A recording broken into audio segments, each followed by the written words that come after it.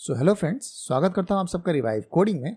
और आज हम देखेंगे नेक्स्ट.जेएस के अंदर टेम्पलेट नाम का कॉन्सेप्ट क्या होता है। ठीक है, तो नेक्स्ट.जेएस में यार हम लेआउट को तो जानते ही हैं, है ना। तो लेआउट बेसिकली किस तरीके से बिहेव करता है, तो बिहेवियर इसका क्वाइट सिंपल है, राइट। कि मान लो जब भी मैं कोई लेआउट डिफाइन करता हूँ, ठीक है, और लेआउट के अंदर जितने भी पेजेस होते हैं उन सभी के ऊपर हमारा लेआउट का कंटेंट चढ़ जाता है ना। ठीक है, वो सभी पेजेस पे रेंडर हो रहा होगा। ठीक, सिंपल है। और इसी लेआउट का हम यूज़ नेविगेशन परफॉर्म करने के लिए भी करते हैं। मतलब हम नैव बार जो हम बनाते हैं, नैव बार भी हम इसी लेआउट के अंदर बनाते हैं। जैसे हमारे यूआई में अगर हम जाएं तो आप देखो ये जो मेरा नैव बार है ये भी मेरे लेआउट के अंदर है। ठीक, बट अब जरा हम एक चीज़ समझते हैं कि यार ऐसी कौन सी चीज़ है जो लेआउट नहीं कर पा रहा था, जिसकी वजह से नेक्स्ट.जेएस वालों ने टेम्पलेट का यूज़ करना शुरू किया। ठीक है, एक टेम्पलेट नाम का अलग सा चीज़ बना दिया, राइट। तो इसको समझने के लिए हमें क्या करना पड़ेगा, सबसे पहले तो हमें क्या एक इनपुट फील्ड बनाएंगे। ठीक है, और उस इनपुट फील्ड की स्टेट को हम मैनेज करने के लिए यूज स्टेट का यूज़ करेंगे। ठीक है, सिंपल सा एक ऐसा कुछ बनाते हैं, राइट। तो इसके लिए अपने को आना पड़ेगा अपने कोड के अंदर। फिर कोड में आने के बाद मेरे को ढूंढना पड़ेगा अपना layout.tsx नाम की फाइल, ठीक है, जो मेरी यहाँ है। ठीक है, तो इसके अंदर जब हम जाएंगे तो अब मैं क्या करूँगा यार, ये जो मैंने इनपुट फील्ड बनाना था ना, तो ये मैं नैवबार के अंदर ही बना देता हूँ। ठीक है, अब नैवबार के अंदर बनाने का बेसिकली रीज़न क्या है, या रीज़न ये है कि अगर मैं नैवबार के अंदर बनाऊंगा तो नैवबार को मैंने ऑलरेडी क्लाइंट कंपोनेंट बनाया हुआ है, राइट। और अगर मैं इसको layout.tsx के अंदर बनाऊंगा तो क्योंकि क्लाइंट कंपोनेंट तो है नहीं, तो इसकी वजह से फिर मेरे को एरर थ्रो करेगा, राइट। तो मैं डायरेक्टली इस इनपुट को नैवबार के अंदर ही बना लेता हूँ। ठीक है, तो हम क्या करेंगे, अपने यहाँ इस नैव लिंक जहाँ हमने बनाया हुआ है, ठीक है, इसके नीचे एक इनपुट बॉक्स ले लेते हैं। ठीक है, तभी जब भी इस इनपुट फील्ड में किसी भी तरह का चेंज होगा तो हम उसको ट्रैक करना चाहते हैं, राइट। सो उसके लिए यार मैं यहाँ एक ऑन चेंज इवेंट लिसनर लगाऊंगा। ठीक है, तो ये मेरा ऑन चेंज जब भी इस टेक्स्ट में कुछ चेंज होगा तो उसको लिसन करेगा। ठीक है, बट यहाँ मेरे को उस फंक्शन का नाम देना पड़ेगा, तो मैं लिख देता हूँ हैंडल चेंज। ठीक है, बट अभी हैंडल चेंज नाम का कोई फंक्शन तो है नहीं, तो हम यहाँ ऊपर हैंडल चेंज नाम का एक फंक्शन बना लेते हैं। ठीक है, और इस हैंडल चेंज में क्या आएगा, एक इवेंट आएगा और हमें इस इवेंट का टाइप डिफाइन करना पड़ेगा। तो मेरे को यार इस इवेंट का टाइप देने के लिए लिखना पड़ेगा रिएक्ट डॉट चेंज इवेंट। और चेंज इवेंट हो कहाँ रहा है, इनपुट बॉक्स पे हो रहा है, राइट। तो हम लिखेंगे इनपुट, सॉरी HTML का है ना, तो हम लिखेंगे HTML इनपुट एलिमेंट, राइट। तो हमने इस तरीके से सक्सेसफुली टाइप डिफाइन कर लिया, राइट। अब हम क्या करेंगे इस, ठीक है, event dot target dot value में जो भी आ रहा होगा, ठीक है, हमें इसे ही सेव करना है। ठीक है, हमें इसी वैल्यू को ट्रैक करना है, राइट। वैल्यू को ट्रैक करने के लिए हमें रिएक्ट में स्टेट बनाना पड़ेगा। ठीक है, जिसके लिए हम यूज़ करेंगे यूज स्टेट का, राइट। तो मैं लिखूंगा यूज स्टेट और इसकी जगह मैं चेंज कर देता हूँ, मान लो इसको नेम लिख देता हूँ। ठीक है, तो ये मेरा सेट नेम हो गया और ये नेम हो गया। जनरली हम इसको कैपिटल रखते हैं तो मैं इसको कैपिटल कर दूंगा। ठीक है, और यहाँ इनिशियली मेरा एक एम्प्टी स्ट्रिंग होगा। अब यूज स्टेट को मेरे को इम्पोर्ट भी करना पड़ेगा, तो मैं इसको इम्पोर्ट कर लेता हूँ। ठीक है, अब हम क्या करेंगे, हम इस सेट नेम के अंदर ये event dot target dot value डाल देंगे। ठीक है, ठीक है, सिंपल। तो जब भी हमारा इस इनपुट में किसी तरह का चेंज आएगा तो वो जाके कहाँ सेव हो जाएगा, हमारा इस नेम के अंदर सेव हो जाएगा। ठीक है, और ये नेम ही इस इनपुट की वैल्यू होगी। ठीक है, तो मैं यहाँ वैल्यू इक्वल्स टू नेम डाल देता हूँ। ठीक है, सिंपल सिंपल सा चेंज है। अब अगर मैं इस यूआई पे आऊँ, ठीक, और मैं किसी भी पेज को रेंडर करूँ, तो अगर आप यहाँ देखोगे मैं होम को रेंडर करता हूँ या फिर किसी और पेज को रेंडर करता हूँ। ठीक है, अगर एक भी रेंडर करूँ तो आप देखो यार आपको यहाँ इनपुट फील्ड नहीं दिख रही। ठीक है, क्यों नहीं दिख रही, क्योंकि यहाँ ये इनपुट फील्ड है। ओके, तो अभी के लिए हम एक काम करते हैं, इसको थोड़ा सा बॉर्डर भी दे देते हैं अपनी इनपुट फील्ड को। ठीक है, तो मैं यहाँ इस डिव को एक छोटा सा बॉर्डर दे देता हूँ, जिसके लिए मैं यूज़ करूँगा क्लास नेम और बॉर्डर इक्वल्स टू बॉर्डर 2 कर देते हैं। ठीक है, बॉर्डर 2 ले लेते हैं, ओके करते हैं, सेव करते हैं, तो देखो मेरे पास इनपुट बॉक्स का बॉर्डर मिल गया। ठीक है, अब अगर आप ध्यान दो, मैं यहाँ लिख देता हूँ अगर रिवाइव कोडिंग। अब मैं अगर लॉगिन को क्लिक कर रहा हूँ, ठीक है, तो आप देखो लॉगिन वाला पेज खुल गया। अगर मैंने अबाउट पे क्लिक किया तो अबाउट वाला पेज खुल गया। तो मेरा राउट तो चेंज हो रहा है, ठीक है, बट राउट के साथ ये जो रिवाइव कोडिंग वाली वैल्यू है जो मैंने सेट कर दी है, ये हमेशा कांस्टेंट बनी रह रही है। मतलब किसी भी पेज के लिए ये रिफ्रेश नहीं हो रहा, राइट।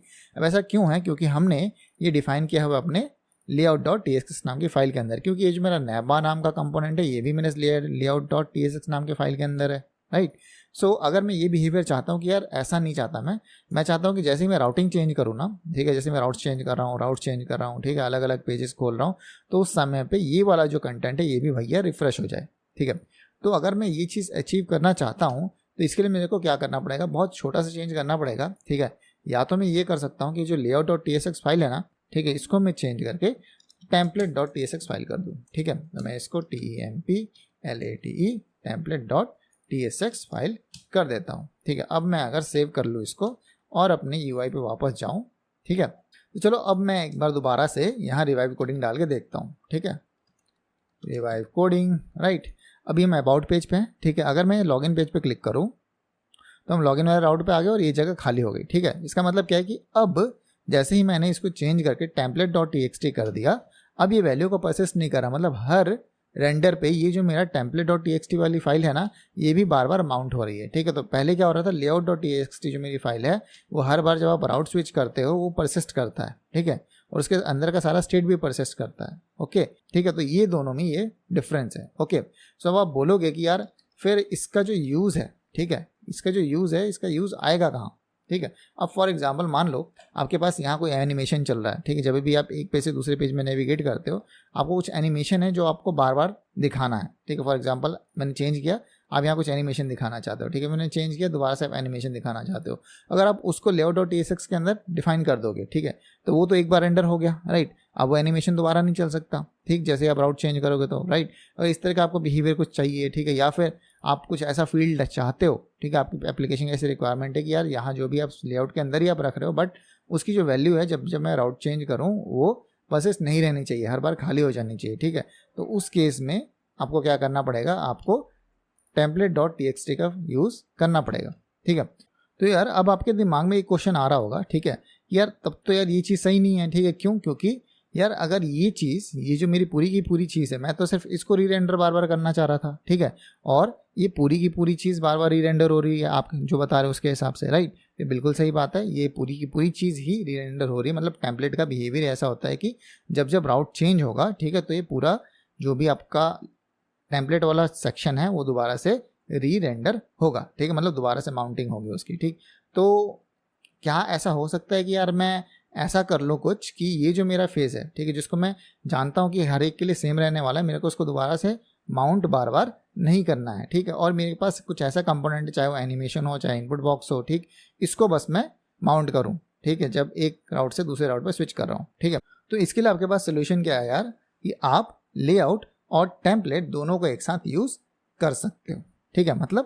मतलब यार ये कि आप लेआउट नाम की भी फाइल यूज़ कर लो और टेम्पलेट नाम की भी फाइल यूज़ कर लो, ठीक है। अच्छा, तो अगर मैं दोनों को यूज़ कर लूँगा तो कैसे रेंडर होगा, ठीक है। तो यार देखो, तो ऐसे रेंडर होता है, लेआउट जो है, ठीक है, लेआउट मेरा सबसे पहले रेंडर होगा, ठीक है, और लेआउट के अंदर फिर मेरा टेम्पलेट रेंडर होगा, ठीक है, लेआउट के अंदर फिर मेरा टेम्पलेट वाली फाइल रेंडर होगी, और टेम्पलेट के अंदर फिर मेरा पेज वाला कंटेंट आएगा, ठीक है। सिंपल से एक दोबारा से डिस्कस कर लेते हैं। सबसे पहले लेआउट आएगा, लेआउट के अंदर हमारा टेम्पलेट आएगा, और टेम्पलेट के अंदर हमारा पेज वाला कंटेंट आएगा, ठीक है। तो इस तरीके से मेरी यूआई बनेगी अगर मैं दोनों को यूज़ कर लेता हूँ, ठीक है। तो इसमें मैं क्या कर सकता हूँ, इसमें मेरे को दोनों के ही फायदे मिल जाएंगे।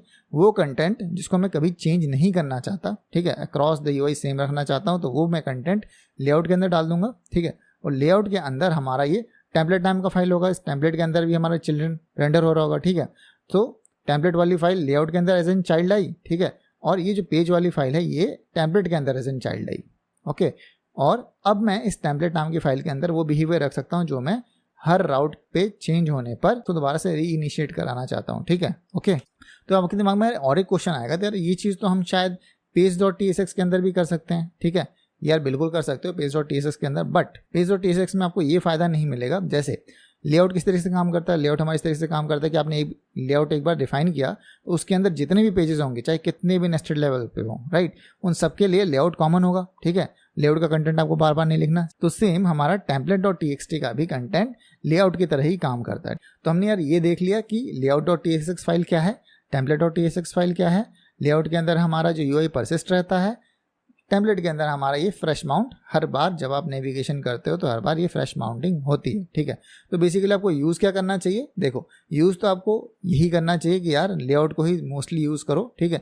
बट अगर आपके पास कोई ऐसा सिनेरियो आया जहाँ की मेरे को इस तरह का बिहेवियर चाहिए, री रेंडर वाला बिहेवियर चाहिए, तो उस केस में मैं टेम्पलेट नाम की फाइल को प्रीफर करूँगा, ठीक है। तो आई होप यार आपको ये चीज़ें समझ में आई होंगी, ठीक। और आपको यार चीज़ें समझ में आई हैं तो प्लीज़ वीडियो को लाइक कर दो और चैनल को सब्सक्राइब कर लो, ठीक है। और आपके जो भी डाउट्स हो, ठीक है, वो मेरे को अपने कमेंट सेक्शन में बता देना, ठीक है। तो चलो यार, इस वीडियो के लिए इतना ही, मिलते हैं अपनी नेक्स्ट वीडियो में, तब तक के लिए have a nice day and good bye.